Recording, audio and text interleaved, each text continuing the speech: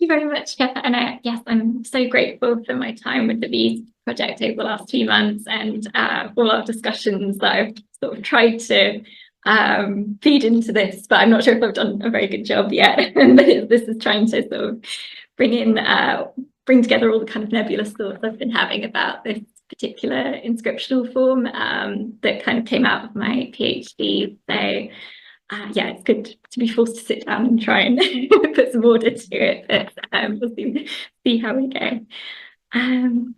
Great. So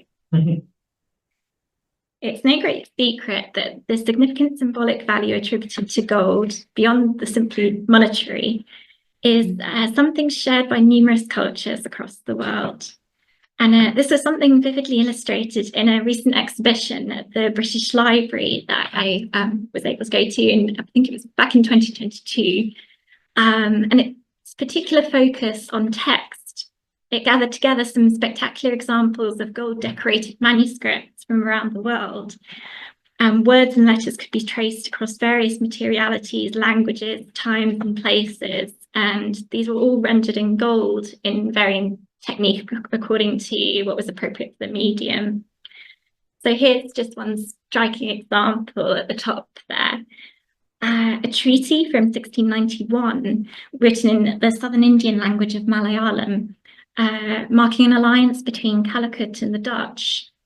And this important political text has been etched into the surface of this long strip of gold. I think it's about 2 meters long and unfurled, but would also have been originally inked, presumably for legibility, whilst instantly communicating the status and wealth of the kingdom from which it was issued. In the context of a treaty, there's also this sense that inscribing this text into a gold surface, this sheet of gold, enshrines this agreement with a protection for both parties, enacting another kind of symbolic quality of a kind of sacrosanctity that we kind of see associated with this precious metal in other cultures as well. So just an example below is a Buddhist text which has a protective chant inscribed on gold plates. And these were originally rolled up and placed at the base of a stupa. I apologise in advance for my pronunciation with some of these terms. Which was a representative presence of the Buddha, and that action endowed the monument with some sacredness. Yeah, that kind of effect. So the use of durable metals as an inscriptional medium, signalling a text of particular importance, prestige, and permanence, is familiar to us from Roman culture. Bronze was reserved for the most prestigious of Latin inscriptions. The raised gestae of Augustus, first set up on bronze panels on the facade of the Emperor's Mausoleum at Rome. So as you can see here, this is a replica, as the original doesn't survive. And it interestingly takes a different form. So we could always talk about that later on. And the so-called Leon tablet, bearing the transcript of a speech delivered by the Emperor Claudius, just 2 examples of that. My primary concern today, however, is with one specific form of bronze epigraphic inscription, which seemingly is a Roman epigraphic invention, and that was when these bronze letters were gilded, generally dubbed litterae aureae, or more commonly litterae aureae. These seem to be used interchangeably as far as I can tell. Not gold, but rather golden letters. So a bit of a notch down, unfortunately. But so if we're thinking about writing systems in terms of visual impact, such issues of kind of material makeup and purity suddenly maybe seem of a bit less importance, as it's the visual appearance and effect of gold in its interaction with light, for instance, even if only in gilded layer in combination with bronze, that matters, since its associated symbolic power and cultural significance essentially remains the same, at least to the untrained eye. And for time, I'll skip over quickly, but this kind of sense that golden forms are valued just as much for communicating such significance was something that came up when I heard about this collection of the 7 hanging odes, the Mu'allaqah. I apologize again for the pronunciation, but a tradition of pre-Islamic Arabic poetry that recorded kind of the best work of some of the most famous Arabic poets, and they were displayed in golden letters on linen scrolls from the Kaaba in Mecca. So just as another example. But let me introduce litterae aureae in a bit more detail. Essentially, these were individually cast letters of bronze, and which from the Augustan period onwards were also gilded for certain prestigious contexts. These were attached to the stone facade of major monuments, or in some cases, a paved surface. We have, I think, a couple of examples of kind of they're embedded in a pavement instead, with tangs or nails, either being inserted into deep pre-carved grooves or bedding cut into the stone, or attached directly to its flat surface. In general, the bronze letters themselves are long gone, and it is only such pre-cut letter shapes or a sequence of tang holes that remain, allowing us to read the text that was once present, whether directly or through deciphering the arrangement of holes and the shape of the letter that was that can be indicated by those.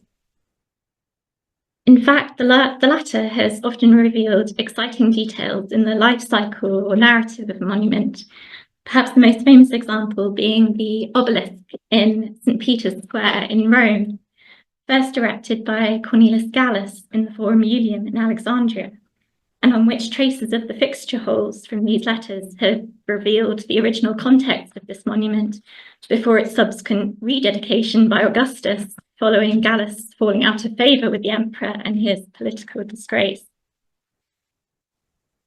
And there's another good example of this quickly on the Arch of Septimius Severus, where there's evidence from the surplus holes and kind of an effort to chisel away the previous letter beds, that a new set of bronze letters were attached, following the damnatio memoriae, the kind of erasure of his youngest son Geta. So yeah, changing the wording of the inscription entirely. We can get some small sense of what such epigraphic texts look like from rare cases in which the original bronze letters remain in situ, but these are mainly used in other contexts. So one example is the marble basin from the Forum Baths in Pompeii. So yeah, examples like this, or we have the surviving individual letters that have been detached from their original context. The other images here are just are obviously something a bit different, but I wanted to just put them up as they're kind of the copper alloy letters on a smaller scale, a Roman dice tower and a soldier's belt from the Roman army exhibition last year at the British Museum. And I was just struck that maybe they were inspired by the monumental counterparts in some way, a kind of mini version. But yeah, again, we can talk about that. Otherwise, however, we have only one single letter S from Intercutha in Lower Pannonia with its gilt coating intact. So apart from that and later replicas, such as that on the Pantheon, for example, that's what we have as a kind of sense of what they looked like originally. So just to give you a modern point of visual reference, I'll also briefly transport you to another monumental context with this kind of lettering.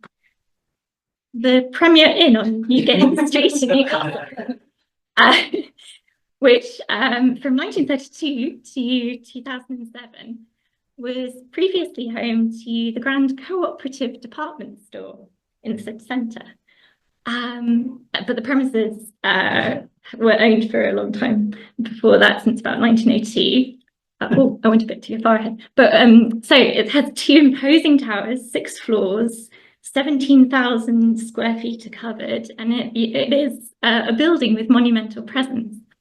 Many of its original architectural details in classical Egyptian and Art Deco style are still preserved, including this rather wonderful staircase that they have. And This includes the large metal letters that are about 20 centimeters or so in height, so about roughly the same as the Temple of Mars Altar in the Roman Forum, that originally formed the inscription reading Newcastle Co-op Society, proudly displayed on the facade of the store. So thank you for indulging me there, but these examples of such epigraphic lettering in monumental context, which we have to now imagine in gilded form, brings me back to the panning or punning of my title, the meaning of which I intended as twofold in this case. So for this kind of investigation into litterae aureae. So the practice of panning for gold was, of course, the first inspiration, as it means the sort of means by which to reflect the pursuit of something that's kind of beyond these ghostly traces that have been left behind, no longer survives in the context in which it would have originally been experienced by contemporary Roman viewers. And as well as the kind of sense I've got so far that there's a surprisingly scarce references to such gilded lettering in the Roman sources. And then at the same time, the idea of a kind of film camera panning across Rome or a similar Roman cityscape seemed to evoke the most common context for this type of inscription displayed on monuments of significance within the urban landscape, and thus in most cases in association with the emperor and Roman imperial rule. Not only that, but it also seemed to speak to an emphasis on the visual nature of encountering such lettering, and by extension a specific form of Latin writing, and as such, what it might mean to view such text in golden letters, be that through casting one's eyes vertically upwards from below at ground level to a text displayed high above on the facade of a building, or maybe from other viewpoints at a distance, panoramic or half glimpsed, perhaps with any legibility, without any legibility or limited literacy, just catching a glint of a gilded letter in the sunlight.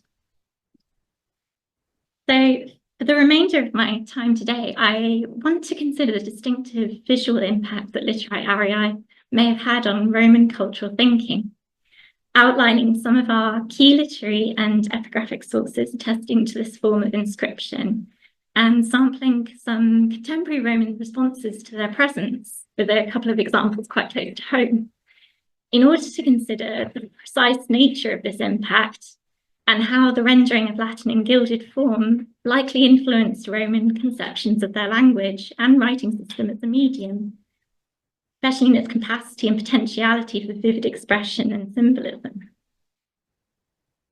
At the same time, I'm also interested in the marked nature of the absence of these letter forms, at least on the monumental scale in which they achieved maybe their most powerful visual presence. The possible reasons for the only really passing references to be found in the literary sources, and in turn the effect that their absence or merely ghostly presence in the archaeological record may have had on subsequent receptions of Latin and Roman culture, in allowing the most prevalent and enduring forms of Latin letters, those carved in stone, to so dominate our imagination of the Roman world, its people and empire, even down to the modern day. Before going further, I'll just give you a bit more context for the development of litterae aureae as a Roman epigraphic practice. Augustus's monumental building programme, famously described as having transformed the city of Rome from brick to marble, and the creative response that this prompted in the literature of the period is well established and attests to a shared contemporary and cultural lived experience. Especially significant, though, is the furor epigraphicus that accompanied this significant period of construction, a boom in monumental inscriptional writing across Rome and the Empire, by and large in Latin, across public and private spheres, and even in newly developing epigraphic forms on an unprecedented scale. The emergence of litterae aureae, which have only received a systematic study, relatively recently by Geza Alfuldi in 2018, are almost entirely coincident with Augustus's rule. the earliest examples are more closely datable to the triumviral period just before. Alfoldi's study highlights that this practice does not appear to feature in surviving inscriptional evidence from either classical or Hellenistic Greece or the Roman Republic. The combined effect then of this Augustan boom in epigraphic production and inscriptional innovation must have had a profound effect on the contemporary Romans' conception of their language. Latin was now a visual and monumental, as much as a linguistic, symbol of imperial power, communicating and materializing across both Rome and the wider empire the founding of an aurea aetas, a new Augustan golden age, reinforced by the fact that we have no examples of this inscriptional form associated with Augustus before 17 BCE. So some key examples that were adorned with this lettering, according to Alfoldi, include major Augustan monuments like the Temple of Mars Ultor at Rome, initiated by Augustus himself, the Theatre at Augusta Emerita, the Pantheon, and its initial dedication by Agrippa, as we've seen, the Maison Carrée in Nîmes, and the Arch at Orange. Subsequent important imperial monuments that then followed suit, including, for instance, the Flavian Amphitheatre or Colosseum, and many of the key triumphal arches. Oh, sorry, missed one. There we go. Many of the key triumphal arches honouring the emperors in Rome, such as that of Titus, Septimius Severus, and Constantine. With such inscriptional letters catching the light and glinting with a dazzling brilliance on a monument high above one's head, it would be hard not to be struck by this new physical, visual, and material presence of the language and the visible manifestation of what it was designed to represent. In support of this, it's also worth noting that the concept of verbal brilliance or light was already common in rhetoric, as illustrated here by several examples from Cicero, and continuing into later authors such as Tacitus. So, and here in the Dialogus, ironically, he's seeing Cicero is not really practicing what he's preached, but he gives this emphasis on visual and aesthetic effect. A flash of light or shine, maybe like that of bronze, and cum quodam lumine terminantur, as opposed to words that have rusted, and even a reference to gold and its pleasing visual effects. With similar sentiments also expressed by Fronto, writing a bit later in the 2nd century CE. The effects of light recur in all of these passages. In Cicero and Tacitus, the context is also architectural, feeding into a long tradition of architecture and construction used as compositional and poetological metaphor, as early as the Greek poet Pindar and his monumental pretensions, to use James Porter's words. And here you can see a reference to this golden facade shining forth, visible from a distance. It was perhaps then not so great a leap in Roman thinking as the golden age of empire and the associated cultural mentality was taking shape under Augustus to make such shining golden letters in monumental setting a reality. So, in terms of contemporary references to litterae aureae themselves, beyond the traces to be found in the material evidence, our sources, from what I've found so far, seem to fall into two camps. The first is historiographical and in close association with the emperor, beginning with Julius Caesar. Mentions of golden letters are synonymous with the ultimate form of commemorative inscription.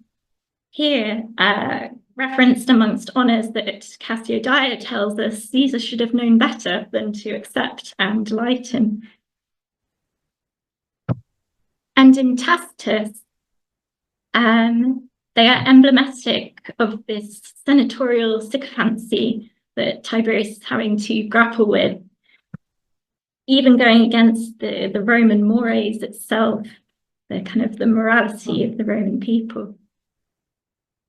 We see something of this as well in Suetonius's account of some poetry composed and recited by the Emperor Nero being displayed in gilded lettering as part of the supplicatio, or public thanksgiving.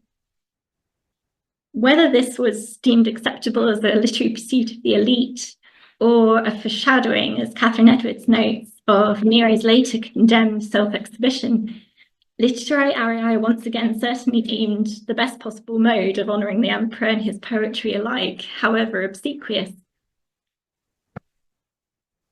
And incidentally, Suetonius also gives us this rather nice anecdote of an omen that predicted Augustus's death. Basically, the letter C of Caesar is struck down by, melted off basically by a flash of lightning. And that indicates that Augustus would soon be deified and only had 100 days left to live. So I think that's the favourite I've found so far.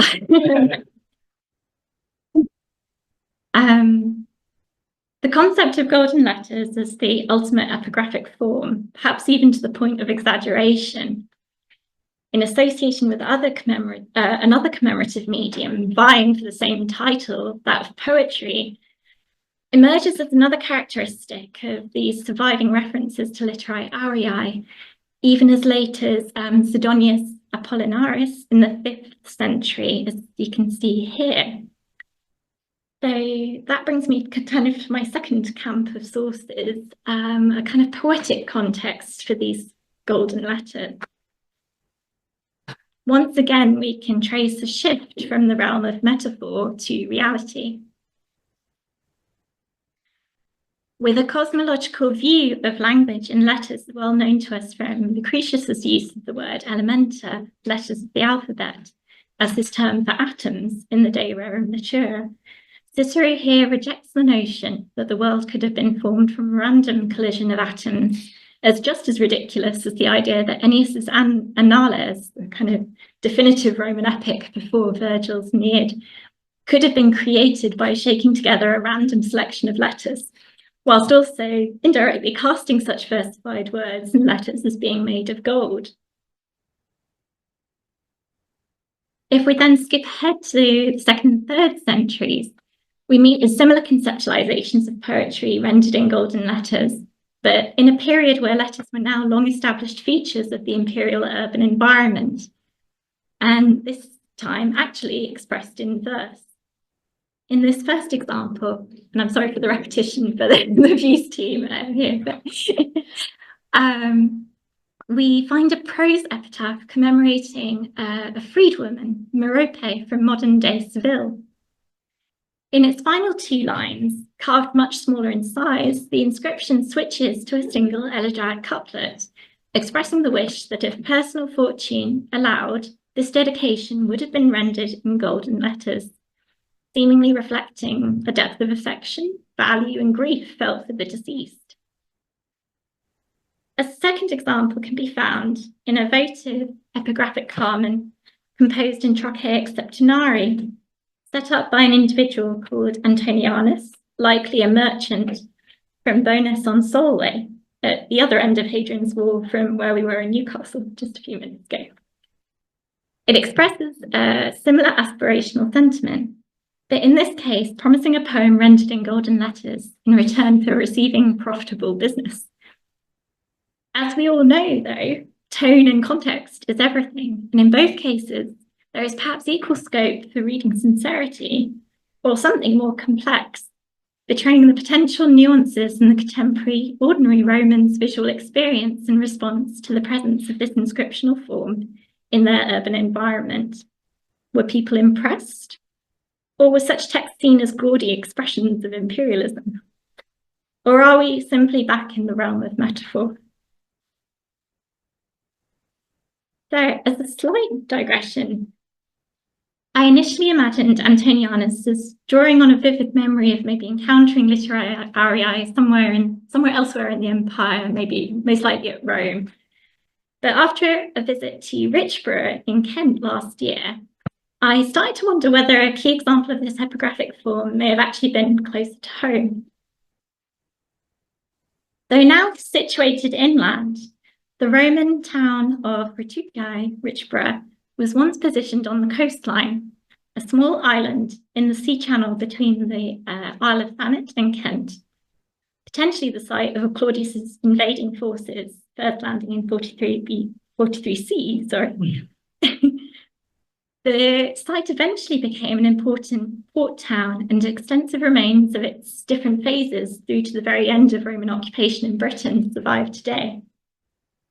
Crucially, however, its symbolic importance as the main gateway to Britain, or Accessus Britanniae, from the rest of the empire, was marked by the construction of a huge monumental quadriforms arch sometime between 85 and 150 CE.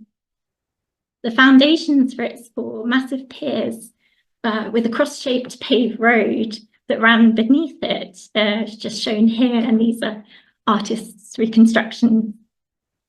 This was not just any arch, it was one of the biggest in the entire empire, standing at around 26 meters high, bigger than the Arch of Septimius Severus at Rome, a puny 23 meters, and clad in dazzling white Carrara marble, which could only have been specially imported and sourced by the order of an emperor. It would thus have been visible from both land and sea for miles.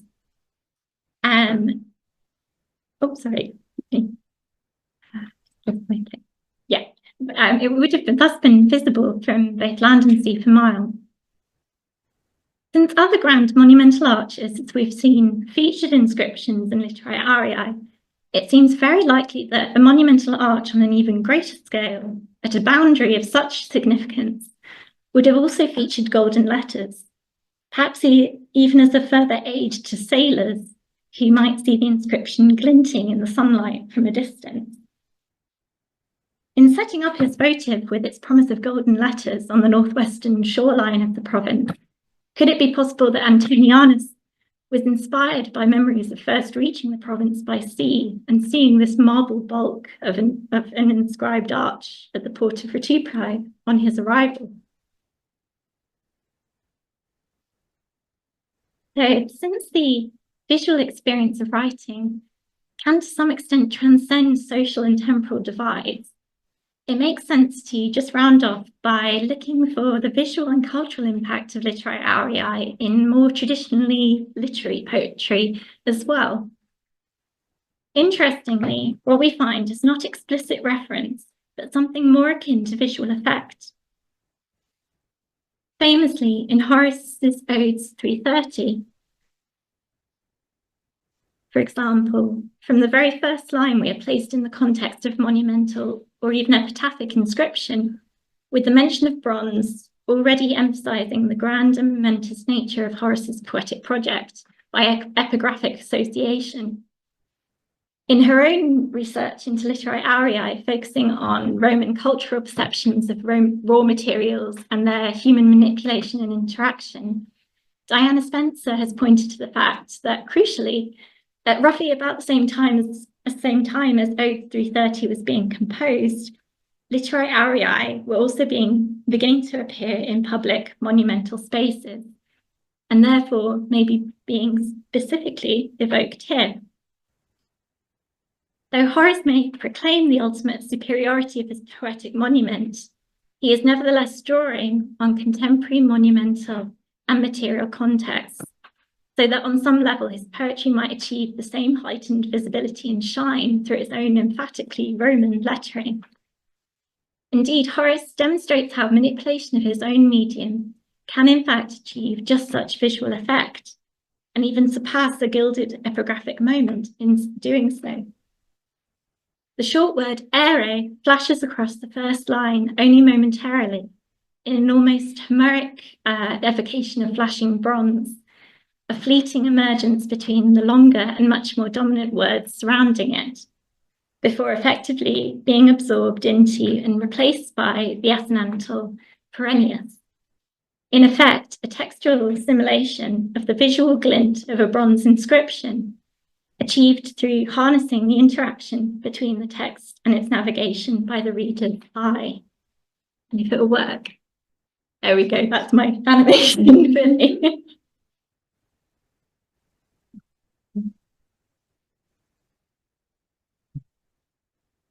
I think I'm running slightly to time, am I, Pippa? Is there okay? Oh, I've not got too much left to go. Just quickly, in step with the Emperor Constantine, looking to consolidate and propagate his own golden age, modelled on Augustus, in reviving this epigraphic practice as part of his own building programme, the 4th century poet Optatian also sees the potential for such evocation of these letters for praising the emperor, and invents a new poetic form, a verbal visual hybrid with its own monumental presence. These hexameter poems, constructed from a grid of 35 letters by 35, feature further interwoven verses, producing patterns and shapes that were very likely originally rendered in purple, silver, and gold, as imagined in this reconstruction. And these poems themselves self-referentially allude to these colours, so that's, I think, where we're getting this from, as well as their manuscript tradition. Not only that, but as we see in poem 19, for instance, the letters of these verses in texti very often also form letters themselves, as though affixed to a monumental facade.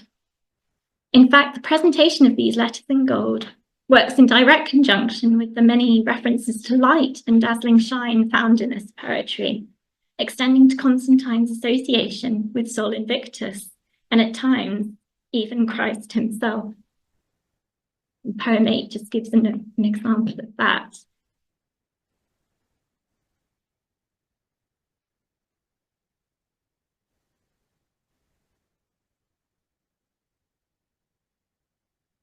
So in effect, Constantine as Sol is thus imagined as the very source of this reflected light by which these inscription-like litterae are made to dazzle.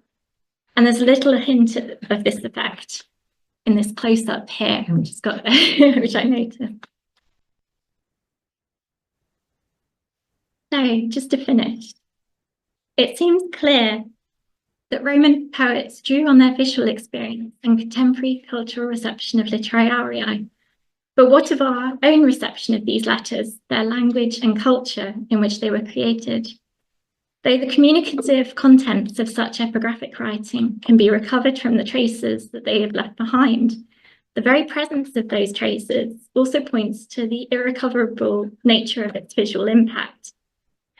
Litterae aureae are thus a key issue of reception. We might reflect on how our view of Latin may have been shaped and compounded by the absence of these particular forms of monumental writing in the surviving archaeological record available to us. Perhaps even directly contributing to why Latin and its particular qualities as a language and medium has so often lent itself to stony or lapidary characterization among Latinists, in spirit, if not always with this exact terminology. Just a sample there as well. Despite appearances, though, in considering the role of litterae aureae in Roman culture and cultural thinking, Latin also emerges as a language and writing system beyond a symbol and vehicle for empire, one that ordinary people could access and employ too, evoking or maybe even mocking its imperial visual manifestations to their own ends.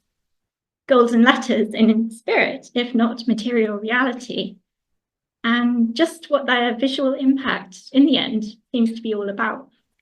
Thank you very much for listening.